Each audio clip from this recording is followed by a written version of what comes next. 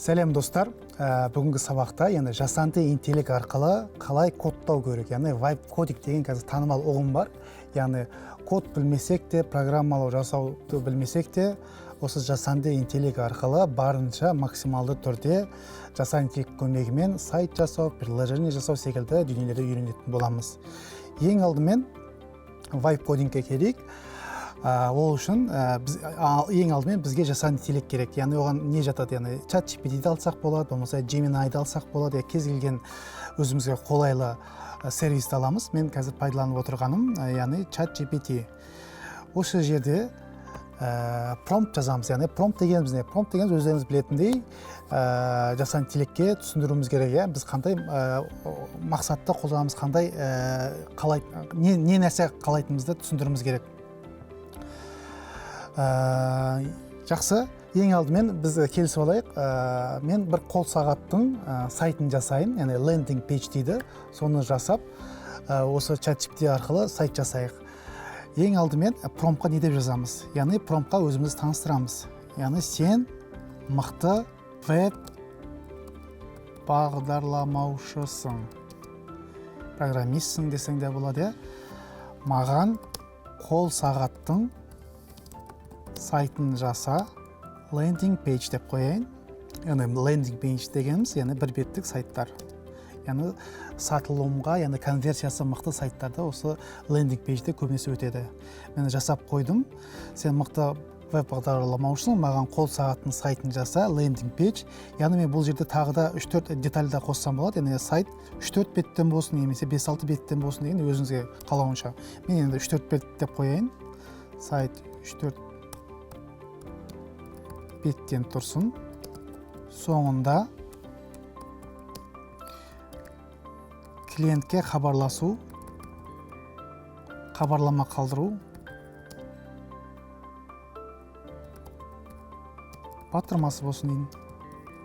Мінекей, біздің промпт дайын, яғни өзіңізде осындай промпт жазсаңыз болады, осыны көшіріп. Мен команданы жіберемін. Қарап отырғандай, мінекей біздің сайтымызға программалау енгізіліп жатыр. Яғни мына жерде HTML-ді бізге толықтай жасап шығарып берді.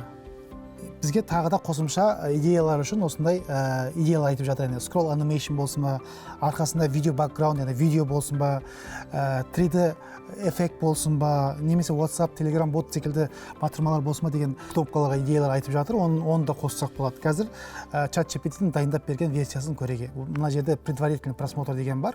Соны басып көреміз. Мінекей, біздің сайтымыз шықты. Яқта Түркістан Watch деген сағатымыз дайын. Мінекей, галерея, сапасы туралы айтып жатыр, дизайн туралы айтып жатыр. Ең соңында бізбен байланыс деген батырма шығып тұр. Бұл жерде қарапайым ғана қара стильді таңдапты. Бұл жерде қазір біз сайтымызды одан әрі дамытсақ болады. Бізге не жетіспейді? Бізге сағатымыз жетіспейді. Сондықтан да осы ChatGPT-дің көмегімен тағы да біз өзіміздің, яғни Түркістан сағатын жасайға, аты Түркістан деген болсын, яғни мен команда беремін. Дәл осы промптта біз суретті құрсақ та болады. Осы жерде мен тағы да команда беріп кетемін, яғни generate image Түркістан watch деймін. Яғни маған Түркістан сағатын дайындап бер.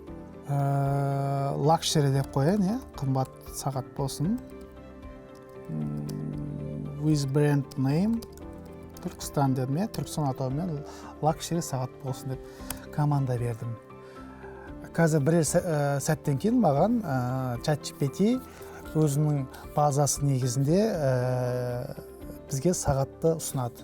Ішінен бір сағатты таңдап алып, өзіміздің осы сайтымызға галерея бөліміне қоссақ болады. Мінекей, саналы сәтте бізге жасанды интеллект Түркістан сағатын шығарып берді. Яғни бренд атауымен логотипін де көрсетті. Ар жағында қарап отырғандай кесененің бейнесін көруге болады. Егер де тағы да сізде идеяларыңыз, қосқыларыңыз келсе, ойларыңыз болса, тағы да осы жасанды интеллектке түсіндіріп, ары қарай өзгертсеңіз болады, идея қоссаңыз болады. Яғни мына детальді алып тастап, мына детальді қос десеңіз, жасанды интеллект сізге көмекші бола береді. Әзірге мен осы идеяны қалдыра беремін, осы сағатты алайын, осы жерде жүктеу батырмасын басамын. яғни мына жерде сағатты жүктеу деген батырманы бастым, өзіме сағаттың фотосын жүктеп алдым. Енді бізде мынау сайтымыз шықты. Енді сайтқа осы фотоны қос деген команда беремін. Қараңыздар. Енді дәл енді осылай жаза берсеңіздер болады. Енді осы суретті пайдалана отырып, суретті алдыңғы сайтқа тірке. Сайтты әдеміле деймін. Сайтты, суретті пайдалана отырып, әдеміле детальдар қос деймін. Мінекей. Мінекей бізге осы чат негізінде тағы да сайтымызды түрлендіріп жатыр. Бағанағы кодтарымыз, бағанағы суреттердің бәрін осы жерде қазір вайп кодинг болып жатыр. Бір сәттен кейін бізде сайтымыз түрлене келеді. Сәл күте тұрайық. Егер де мына кодтардың мағынасын білгіңіз келсе, жасан интеллектке тағы да осы жерге хабарлама берсеңіз болады. Яғни сұраныс, мына код нені білдіреді, мына кодты қалай пайдаланса болсақ десеңіз, жасан интеллект сізге қосымша жауаптар қалдыра береді. Міне санаулы сәтте бізде жасан интеллект сайтымызды шығарып берді. Тағы да бізге идеялар айтып жатыр. Параллакс скролл қоссақ болады, маус трекинг, лайт эффект қоссақ болады тек. Яғни бізге идеялар беріп жатыр. Әзірге осы идеямен қала берейік. Мына сайтымызды предварительный просмотр арқылы көрсек болады. Мінекей, разрешить деген батырманы басамын. Разрешить. Так. Мына жерде неге фотолар көрінбей жатыр десеңіздер, яғни бұл жерде арнайы серверде жұмыс істеу керек. Мен мұны кодымды өзім скачать етіп алдым, мұны превью.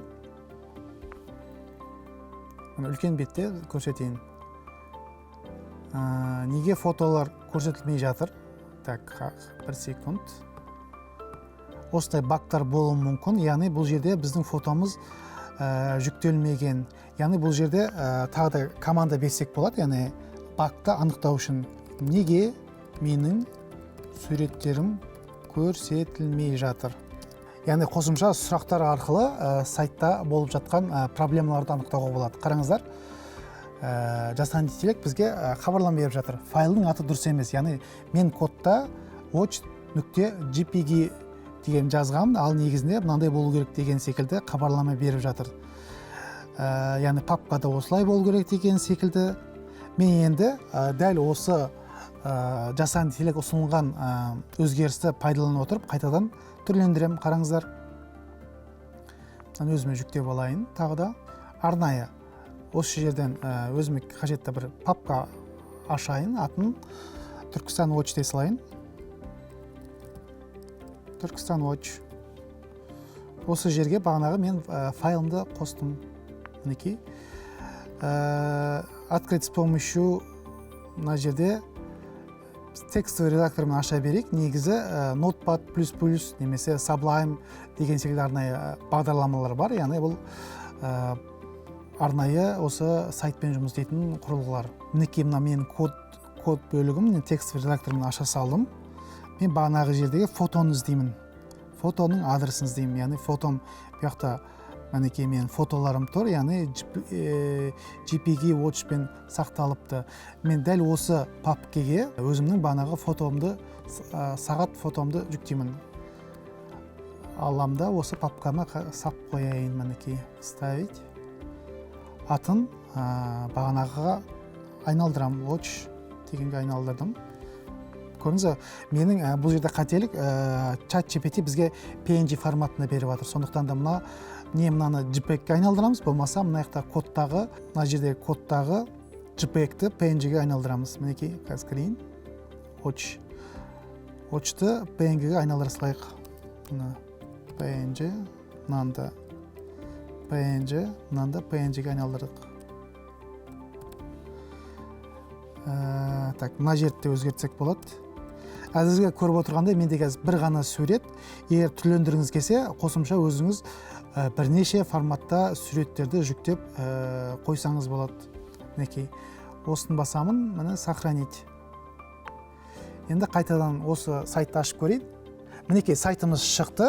Яғни бұл жасанды интеллекттің бір артықшылығы, бұл жерде ешқандай программированиені қатты білудің қажеті жоқ десем де болады. Яғни осындай қарапайым лендинг пейдж үшін, ал күрделі приложение немесе сайттар, күрделі сайттар болса, оған әрине техникалық білімнің болуы маңызды. Бірақ осындай лендинг пейдж деген секілді сайттарға вайп кодинг арқылы қысқа ғана 5-6 минутта осындай сайтты шығарсақ болады. Осы сайтты алдық, ары қарай біз осы сайтты өзіміздің домен хостингке жүктеп, ары қарай дамыта берсек болады. Жақсы, сіздермен болған Ғасыр Құралбайұлы, келесі кездескенше.